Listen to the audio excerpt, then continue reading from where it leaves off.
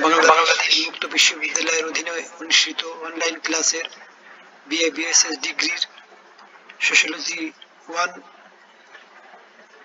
Semester 2 ক্লাসের শিক্ষার্থীবৃন্দ, আসসালামু আলাইকুম। আজ আমি তোমাদের অনলাইন ক্লাসের দ্বিতীয় ক্লাসে আলোচনার প্রসঙ্গে সমাজবিজ্ঞানের পরিধি সম্পর্কে আলোচনা করব। প্রথমে আমি আমার পরিচয়টা দিতে চাই। আমি মোহাম্মদ আব্দুস সুবহান, assistant professor, sociology department, Jhikargachha মহিলা কলেজ। আমি আজ সমাজবিজ্ঞানের পরিধি সম্পর্কে আলোচনা করতে চাই।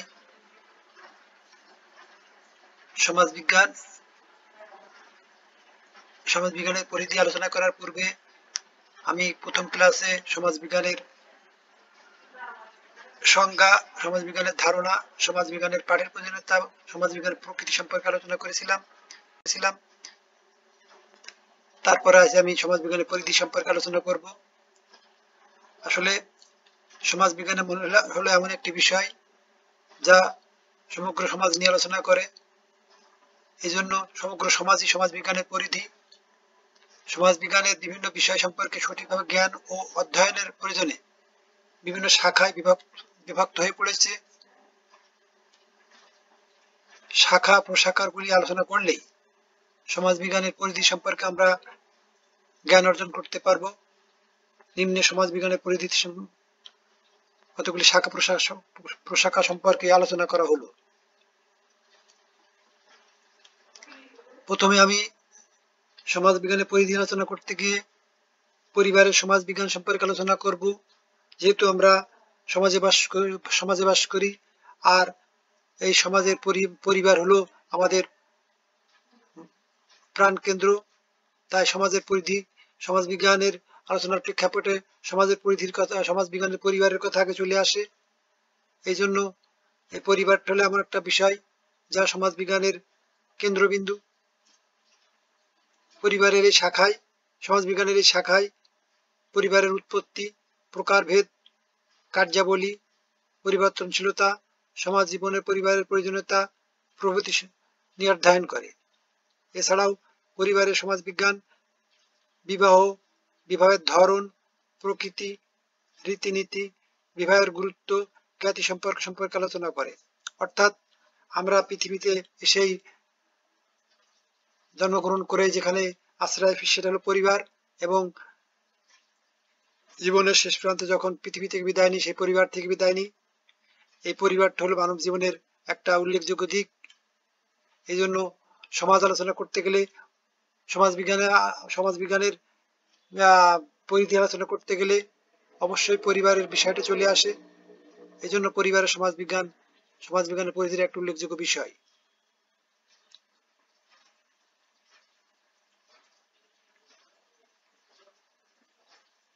এরপর আমি রাজনৈতিক সমাজবিজ্ঞান সম্পর্কে আলোচনা করতে চাই। যেহেতু মানুষ কোনো না কোনো ভাবে রাজনীতির সাথে জড়িত, বিশেষ করে বর্তমান বিশ্বের প্রেক্ষাপটে রাজনীতি একটা ব্যাপক বিষয়। আর রাজনীতি সমাজবিজ্ঞানের শাখায় রাষ্ট্রের উৎপত্তি,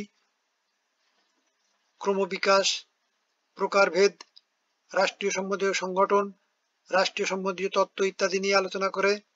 এ শাখায় বিভিন্ন দেশের রাজনৈতিক অবস্থা, সরকার ব্যবস্থা, রাজনৈতিক উন্নয়ন, রাজনৈতিক আদর্শ, রাজনৈতিক পরিবর্তন ইত্যাদি সম্পর্কে আলোচনা করে। অর্থাৎ এখানে যে আমরা চিত্রটা দেখতে পাচ্ছি, এখানে সংসদ ভবন, আর নিচের যে চিত্রটা দেখতে পাচ্ছি, এটা একটা একটা দলীয় স্লোগান। এই রাজনৈতিক সমাজবিজ্ঞানের আলোচনা করতে গেলেই, বিশেষ করে রাষ্ট্র পরিচালনা করতে গেলেই এই সবকিছুই সংসদ ভবনের মাধ্যমেই রাষ্ট্র পরিচালিত হয়ে থাকে, এবং সেখান থেকে সবকিছু আইন কানুন নিয়ম সবকিছু তৈরি হয়ে সেখানে দেশটাকে পরিচালনা করে। এই জন্য বিশেষ করে রাজনৈতিক সমাজবিজ্ঞান একটা উল্লেখযোগ্য শাখা। এই শাখায় রাজনৈতিক কর্মকাণ্ডের বিভিন্ন দিক নিয়ে আলোচনা করা হয়।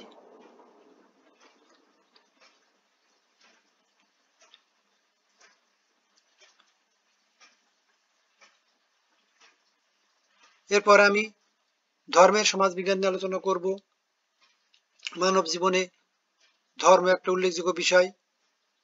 মানুষ কোনো না কোনো ধর্মের সাথে সম্পর্কযুক্ত। পৃথিবীতে বিভিন্ন ধরনের ধর্ম আছে, যেরকম ইসলাম ধর্ম, খ্রিস্টান ধর্ম, হিন্দু ধর্ম, বৌদ্ধ ধর্ম, এছাড়া আরো অনেক ধর্ম আছে। এই জন্য সমাজ বিজ্ঞান আলোচনা করতে গেলে ধর্মের কথা চলে আসে। এই জন্য সমাজ বিজ্ঞানের আলোচনার প্রেক্ষাপটে ধর্মের ভূমিকা অনেক। সমাজ জীবনে ধর্মের ভূমিকা খুবই গুরুত্বপূর্ণ। ধর্মের সমাজ বিজ্ঞানের এই শাখায় ধর্মের উৎপত্তি, বিকাশ, ধর্মের গুরুত্ব, কার্যাবলী, সমাজে বিভিন্ন সমাজের ধর্মের প্রভাব ইত্যাদি নিয়ে আলোচনা করে। বিশেষ করে এখানে আমরা কয়েকটা চিত্র দেখতে পাচ্ছি। এই চিত্রে একটি ইবাদতের জন্য মসজিদ দেখতে পাচ্ছি, এটা ধর্মের সমাজ বিজ্ঞানের একটা বিষয়।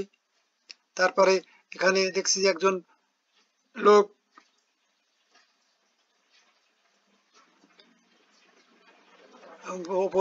মানে প্রার্থনা করছে। তারপর নিচে দেখছি কিছু লোক সালাত আদায় করছে। এগুলো ধর্মের সমাজ বিজ্ঞানের অন্যতম দিক। এছাড়াও অন্যান্য ধর্মেও বিভিন্ন ধর্মীয় অনুষ্ঠান প্রতিষ্ঠান আছে যেগুলো সমাজ বিজ্ঞান নিয়ে আলোচনা করে। এজন্য সমাজ বিজ্ঞানের এই শাখায় ধর্মের গুরুত্ব অত্যাধিক। এজন্য ধর্ম সমাজ বিজ্ঞানের একটা উল্লেখযোগ্য শাখা। সমাজতাত্ত্বিক মতবাদ। আসলে সমাজ বিজ্ঞান একটা ব্যাপক বিষয়। এখানে বিশেষ করে বিভিন্ন সমাজ বিজ্ঞানীরা বিভিন্ন সময় সমাজ সম্পর্কে আলোচনা করেছেন। বিশেষ করে এখানে এবং তারা অনেক তত্ত্ব দিয়েছেন। সেই তত্ত্বগুলো নিয়ে আলোচনা করা সমাজ বিজ্ঞানের একটা উল্লেখযোগ্য বিষয়। যেমন আমি কয়েকটা তত্ত্বের কথা বলতে পারি, যেরকম ইবনে খালদুনের লাসাবিয়া, তারপরে অগাস্ট কোতের দৃষ্টবাদ, তারপরে এরকম বিভিন্ন সমাজ বিজ্ঞানীরা তার ধর্ম সম্পর্কে, সমাজ সম্পর্কে, সমাজ বিজ্ঞান সম্পর্কে তারা আলোচনা করতে যে বিভিন্ন রকমের তত্ত্বগুলো দিয়েছে, যেগুলো সমাজ বিজ্ঞানের এই শাখায় আলোচনা করা হয়। অর্থাৎ প্রত্যেক সমাজ বিজ্ঞানীর একটি তাত্ত্বিক দৃষ্টিভঙ্গি দ্বারা পরিচালিত সমাজ বিজ্ঞান সমাজতাত্ত্বিক মতবাদ সম্পর্কে আলোচনা করে।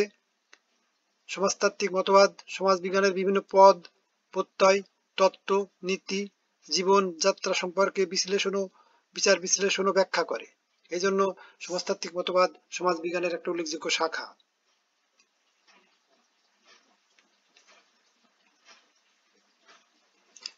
এরপরে আমি গ্রামীণ সমাজ বিজ্ঞান নিয়ে আলোচনা করব। গ্রামীণ সমাজ বিজ্ঞানের একটা উল্লেখযোগ্য শাখা। এই শাখায় গ্রামের, বিশেষ করে পৃথিবীতে প্রত্যেক দেশে কোনো না কোনো গ্রাম আছে এবং গ্রাম থেকেই, গ্রামটা এমন একটা বিষয়, ম্যাক্সিমাম লোক সেই গ্রামে বসবাস করে এবং গ্রামের মানুষের জীবনযাত্রা কেমন, গ্রামের বিশেষ রকমের কোন ধরনের লোক বসবাস করে, তাদের জীবিকা, আচার অনুষ্ঠান, তারপরে তাদের সংস্কৃতি কেমন, এগুলো সমাজ বিজ্ঞান নিয়ে আলোচনা করে। এখানে আমরা যে একটা চিত্র দেখতে পাচ্ছি, এই চিত্রে গ্রামের মানুষের একটা ফসল কাটার দৃশ্য, এগুলো একটা গ্রামীণ সমাজ বিজ্ঞানের একটা চিত্র। মোট কথা আমরা বলতে পারি যে গ্রামীণ সমাজ বিজ্ঞান গ্রামীণ সমাজের কাঠামো, অনুষ্ঠান প্রতিষ্ঠান, গ্রামীণ সমাজের স্তর বিন্যাস, ক্ষমতা কাঠামো, নেতৃত্বের ধরন ইত্যাদি নিয়ে আলোচনা করে। গ্রামীণ কৃষি ও কৃষি কাঠামো, অর্থনীতি, বিবাহ, পরিবার, জ্ঞাতি সম্পর্ক, গ্রামীণ সমাজের উপর নগরায়ন ও শিল্পায়নের প্রভাব ইত্যাদি নিয়ে বিচার বিশ্লেষণ করে। এই জন্য গ্রামীণ সমাজ বিজ্ঞান একটা উল্লেখযোগ্য শাখা।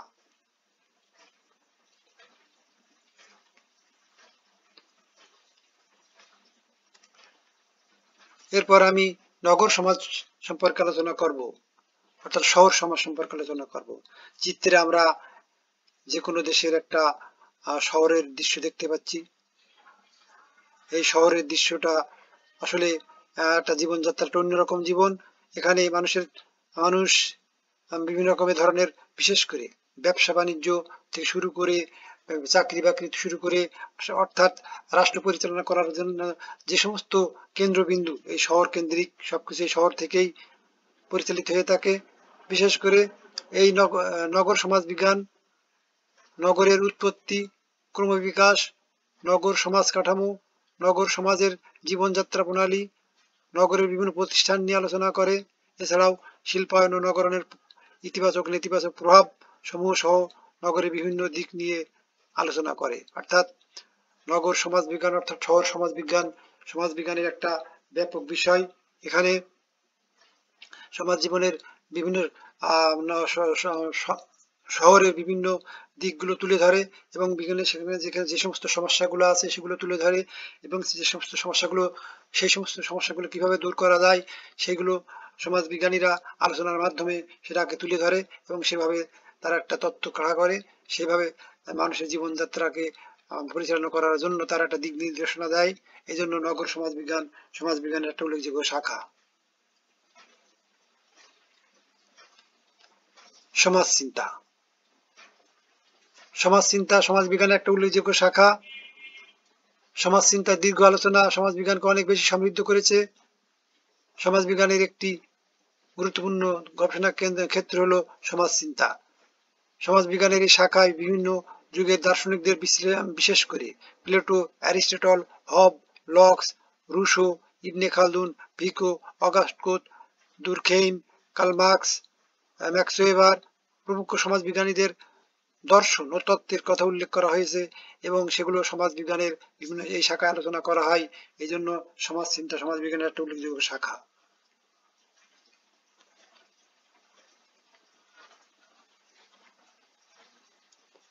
সামাজিক জনবিজ্ঞান জনসংখ্যা সম্পর্কে আলোচনা করা সমাজ বিজ্ঞানের একটা ব্যাপক বিষয়। যেহেতু রাষ্ট্র পরিচালনা করতে গেলে, সমাজ পরিচালনা করতে গেলে জনসংখ্যা একটা চলে আসে, এই জন্য জনসংখ্যা আর বিভিন্ন বিষয়গুলো এই সমাজ বিজ্ঞানের শাখায় তুলে ধরে। বিশেষ করে সমাজ বিজ্ঞানে সামাজিক জনবিজ্ঞান জনসংখ্যার কাঠামো, জনসংখ্যা বন্টন, জনসংখ্যা সমস্যা, জনসংখ্যা ঘনত্ব ইত্যাদি নিয়ে আলোচনা করে। এ শাখায় জনসংখ্যার বৃদ্ধির কারণ, প্রভাব, প্রতিকার সহ জনসংখ্যার স্থানান্তর, এক স্থান থেকে অন্য স্থানে গমন, আন্তর্জাতিক পর্যায়ে জনসংখ্যার অভিবাসন সম্পর্কে গবেষণা করে। অর্থাৎ জনসংখ্যা এবং একটা ব্যাপক বিষয়, এগুলো বিশেষ করে সমাজ পরিচালনা সমাজ মানেই জনসংখ্যা, সে জনগণ সেখানে চলে আসে এবং জনসংখ্যার বিভিন্ন দেশে বিভিন্ন রকমের জনসংখ্যা লক্ষ্য করা যায়। কোনো দেশে জনসংখ্যা বেশি, আবার কোনো দেশে জনসংখ্যা কম, কোনো দেশে জনবহুল, আর কোনো দেশে জনসংখ্যা অনেক ঘনত্ব কম। এই সমস্ত বিষয়গুলো, বেশি জনসংখ্যা হলে কি কি সমস্যা দেখা দেয় সেগুলো সমাজ বিজ্ঞান তুলে ধরে এবং কিভাবে তার সমাধান করা যায় সেগুলো তারা আলোচনার মধ্যে তত্ত্ব খাড়া করে দেয়। সেইভাবে সমাজকে একটা সামনের দিকে এগিয়ে নেওয়ার জন্য সমাজ বিজ্ঞানীরা বিশেষ ভূমিকা পালন করে। এই জন্য সামাজিক জনবিজ্ঞান সমাজ বিজ্ঞানের একটা উল্লেখযোগ্য শাখা। পরিবেশের সমাজ বিজ্ঞান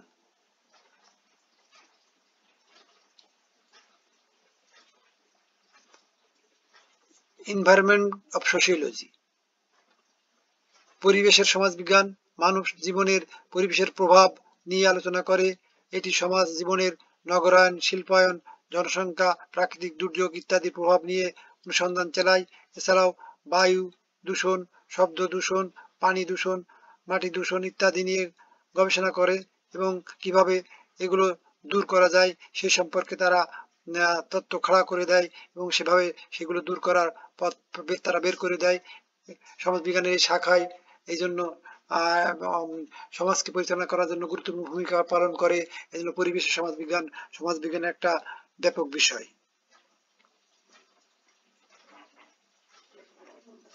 সাংস্কৃতিক সমাজ বিজ্ঞান মানুষ সাংস্কৃতিক জীব। মানুষ সংস্কৃতি নিয়েই মানুষের জীবনযাত্রা পরিচালিত। সমাজ বিজ্ঞানের শাখায় সমাজ বিজ্ঞানের ভাষায় সংস্কৃতি হলো সামগ্রিক জীবন প্রণালী। সমাজ বিজ্ঞানের একটি শাখা হলো সাংস্কৃতিক সমাজ বিজ্ঞান। সাংস্কৃতিক সমাজ বিজ্ঞান মূলত সংস্কৃতির ধরন, বস্তুগত সংস্কৃতি, অবস্তুগত সংস্কৃতির উদ্ভব, বিকাশ ও সমাজ জীবনে এর প্রভাব নিয়ে আলোচনা করে। অর্থাৎ আমরা যে জীবনযাত্রা পরিচালনা করছি তার সামগ্রিক বিষয়টা হলো সংস্কৃতি। মানুষের এক এক দেশের এক এক রকমের সংস্কৃতি লক্ষ্য করা যায়। আমাদের পোশাক পরিচ্ছদ, খাদ্য অভ্যাস থেকে শুরু করে সকল বিভিন্ন দেশের বিভিন্ন রকমের সংস্কৃতি লক্ষ্য করা যায়। মানুষের আচার আচরণ, রীতিনীতি বিশেষ করে এক এক সমাজে এক এক রকম। এই জন্য সমাজ বিজ্ঞানের এই শাখায় বিভিন্ন সমাজের সাংস্কৃতিক বিষয়গুলো নিয়ে তুলে ধরে। এই জন্য সংস্কৃতি সমাজ বিজ্ঞানের একটা উল্লেখযোগ্য শাখা। শিক্ষার সমাজ বিজ্ঞান। শিক্ষার সমাজ গঠনের জন্য মূল ভিত্তি সমাজ জীবনে চাহিদা অনুযায়ী শিক্ষার লক্ষ্য ও উদ্দেশ্য নির্ধারিত হয়। শিক্ষা সমাজ বিজ্ঞান শিক্ষার লক্ষ্য, উদ্দেশ্য, ভূমিকা, কার্যাবলী, বিভিন্ন শিক্ষার দর্শন, শিক্ষাদান পদ্ধতি, শিক্ষার সাথে সমাজ কাঠামোর সম্পর্ক, সমাজ জীবনে শিক্ষা প্রতিষ্ঠানের ভূমিকা ইত্যাদি নিয়ে বিচার বিশ্লেষণ করে। শিক্ষাক্রম ও পাঠ্যসূচির মধ্যকার যৌক্তিক সম্পর্ক নিয়ে পর্যালোচনা করে। অর্থাৎ সমাজটাকে পরিচালনা করতে গেলে মানুষ শিক্ষার একটা ব্যাপক বিষয়। এই জন্য সমাজ বিজ্ঞানের এই শাখায় সেই সমস্ত সম্পর্কে আলোচনা করে। এজন্য শিক্ষার সমাজ বিজ্ঞানের ভূমিকার ক্ষেত্রে গুরুত্বপূর্ণ ভূমিকা পালন করে। ঐতিহাসিক সমাজ বিজ্ঞান। আমরা যে সমাজে বসবাস করি সেই সমাজ একদিনে সৃষ্টি হয়নি, এর অতীত আছে, অতীতের অনেক ঘটনা আছে। সেই সমস্ত ঘটনাগুলো ঐতিহাসিক সমাজ বিজ্ঞানের মাধ্যমে আমরা খুঁজে পাই। সমাজ বিজ্ঞানের প্রতিটি সমাজের এই উদ্ভব বিকাশের ইতিহাস রয়েছে। কোনো সমাজই একদিনে বর্তমান অবস্থায় উপনীত হয়নি। ঐতিহাসিক সমাজ বিজ্ঞান সমাজের উদ্ভব বিকাশ, মানুষের জীবনযাত্রা সম্পর্কে গবেষণা করে এবং বর্তমান সমাজ দিক নির্দেশনা প্রদান করে। এই জন্য ঐতিহাসিক সমাজ বিজ্ঞানের একটা ব্যাপক বিষয়।